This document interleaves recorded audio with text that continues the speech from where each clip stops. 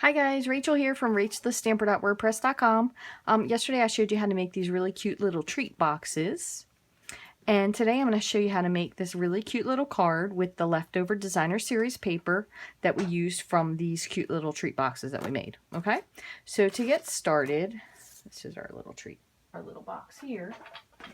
What I'm going to do is, let me grab my trimmer and I'm going to tell you the sizes that you can do for this. So we're going to use the designer series paper from this one left over yesterday. So this one, if you're going to do it, I believe it was 4.5. So if you're going to do this one, you can cut it at 4.5.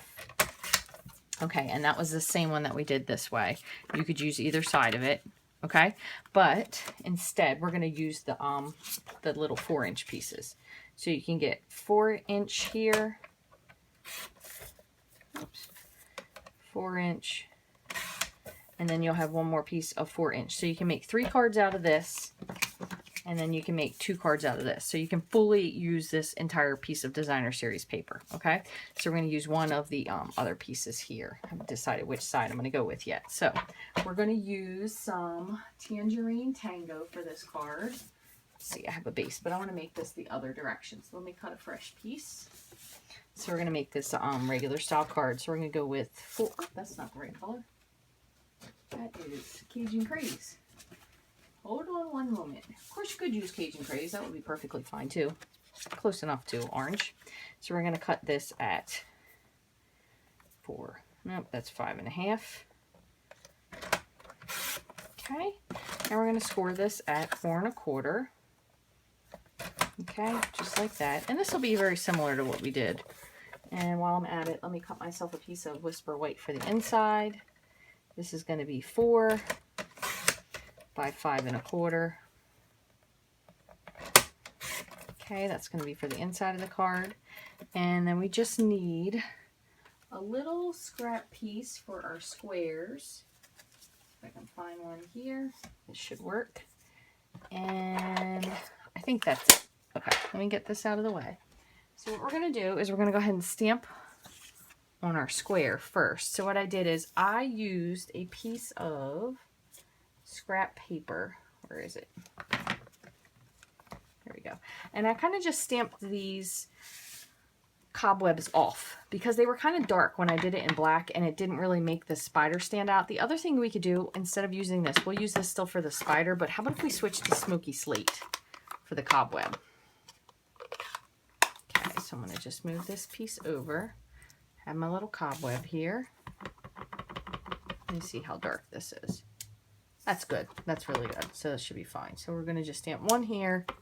And I kind of did like one over here. Doesn't really even necessarily need to be anywhere specific. And then this is the one I did. Here's a beautiful treat. Now I did this for the box that I did yesterday. So instead what I'm going to use, these are from the Teeny Tiny Wishes. It's Sweet Treats and Happy Halloween. So we're going to do these 2 colors instead. And we're going to do them in, I'll do them in Elegant Eggplant and what is this? Tangerine Tango. No, instead let's do Garden Green. Need a little more green on here. Alright, so we'll go with the Happy Halloween. I'm going to do in the purple. Let's see if we can fit it this direction. It's dark enough. And Sweet Treats will go in green. Just like that. And then the only other thing, I still want to do my spider in black. Oops, just forgot to shut that one. So the spider in black will definitely make him pop more. There we go. That's really, really fun. Okay, so now we're going to just do a little bit of, leave that out for now because I'm going to stamp inside, a little bit of die cutting. And we're going to use, so we have this, so since we have this on Tangerine Tango, I'm going to back it up onto a piece of Garden Green instead. Grab a little piece. Okay, so we're going to grab our big shot. Let me just move these guys out of the way. Okay, and we're going to get our magnetic platform here. Okay, we're going to use some of our squares from the Lantern Framelits. And I'm going to just do the same thing again with the 2 squares instead of using a scallop because I thought it was a little bit cuter with the squares. What I did is I kind of just eyeballed approximately where I wanted this.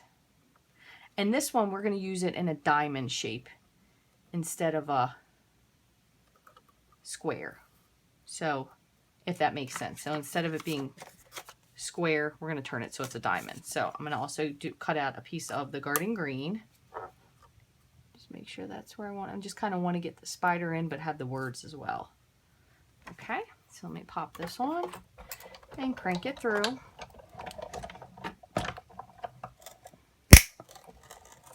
Okay. Here's our green. Here's our words. Put all this on the side.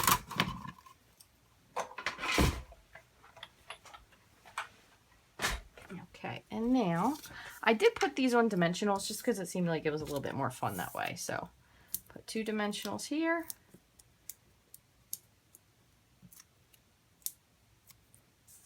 And I'm going to pop this up here. So there you can see. That's just going to be a little bit of a diamond instead. Okay, and then the other thing we're going to do is we just have to decide which side. But I think we're going to do this since it's on the green because it seems a little bit more fun to me. So what we're going to do is we're going to pop this up.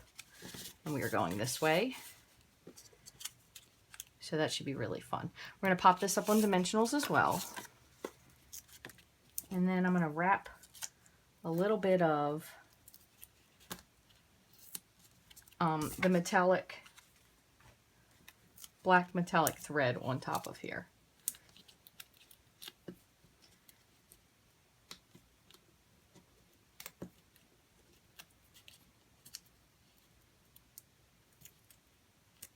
If you haven't already, I'd love for you to subscribe to my YouTube channel.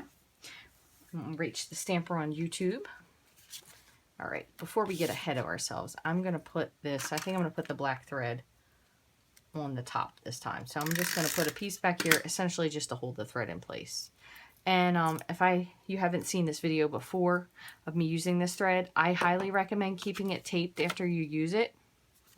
Because, you know what, you're not going to be able to see that on this side, are you? Yeah, that's okay. It'll be there for the texture. Because, okay, so back to the thread. If you don't rewrap it, it becomes a gigantic jumbled mess. So just keep your piece of tape and rewrap afterwards. What I could have done is I could have wrapped it around this instead. Maybe I'll do that. Let me take this off. All right, hold on. Redo. I'm going to leave that there. I'm going to put this here. Okay, just like that. And then, so I'm going to put this, kind of almost will look like spider webs around it. How about that? How about that for thinking on your feet? Okay, so we're going to just wrap this kind of all around. That way it'll give the look of spider webs being all around your project. Now that's a fun idea. Okay, and let me just put this anchor down. Again, as soon as I nip this, I'm going to wrap this real quick, so just bear with me. Because this truly takes no time at all for this to become a gigantic, jumbled mess. Okay, so I just rewrap this just like that, and it comes with a piece of tape, but if you lose your tape, just stick mine on my desk, just tape it so it doesn't fly all over the place. So now we got a bunch of crazy cobwebs on top. I'm going to put some dimensionals on here that will also help to anchor in these little pieces.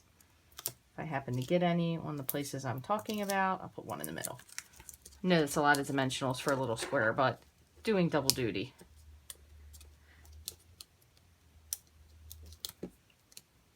It really does look like cobwebs. I know a lot of people have said they think it looks like hair, so cobwebs are kind of like the same. Especially if you walk into a spider web, you feel like you were in a cobweb or a web of hair. So we're going to put that right there. That is really fun, just like that. Okay, now the only other thing we have to do is we're going to finish the inside. So we're going to do, let's see. What do we put on the front? Happy Halloween sweet treats. So let's put some fun stuff here on the inside. We have a whole bunch of little things. We have some tombstones, which are super fun. We're going to do the bat and the Happy Halloween too, just for the heck of it, because you know, you can never say Happy Halloween enough. Okay, and let me peel this off real quick, and we'll put some tombstones down here at the bottom. That's cute.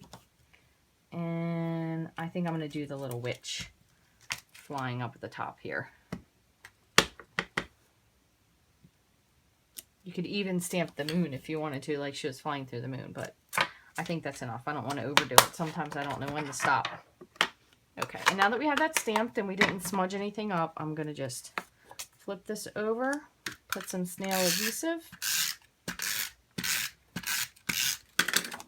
pop it back down. The other thing I did is I used the elegant eggplant, and I kind of just gave the bat the little marks like it was flying, just to bring in a little bit of purple. And you could always put some little whoosh marks behind the